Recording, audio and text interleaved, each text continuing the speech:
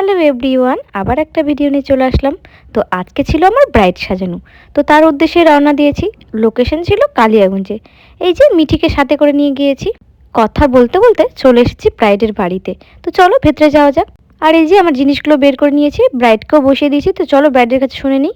High ব্রাইডি, তো বলো আজকে তো তোমার বিয়ে, তো তোমার কেমন লুক চাই আমার কাছে? মানে আমার খুব একটা হালকার মধ্যে নিউডের মধ্যে মেকআপ চাই। আচ্ছা আর চোখটা একটু টানা টানা করে দিও। আর হেয়ারটা তোমার ইচ্ছা মতো। আচ্ছা ঠিক আছে, তো চলো দেখি কত দূর করা যায় তোমার মনের মতন।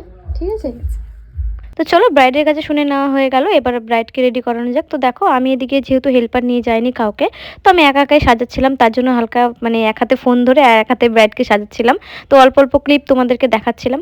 তো এবার আমি পুরো ফাইনাল লুকটা তোমাদেরকে এখন দেখাবো। এদিকে দেখো আমার কলকাটাও হয়ে গেছে। আর এদিকে দেখো এই যে ফাইনাল লুকটা চলে এসেছে। তো কেমন হয়েছে তোমরা কিন্তু অবশ্যই জানিও। তো ব্রাইডের কাছে এবার আমি শুনে নিব যে ব্রাইডকে কেমন লেগেছে আমার কাছে সেজে, বা তার মনের মতন আমি সাজাতে পারছি কিনা। তো চলো শুনে নাও ব্রাইডের মুখে। সাজা কমপ্লিট, তো বলো কেমন লেগেছে আমার কাছে সেজে? খুবই সুন্দর, মানে যেমনটা চেয়েছিলাম ঠিক তেমনটাই হয়েছে। থ্যাংক ইউ, ঠিক আছে।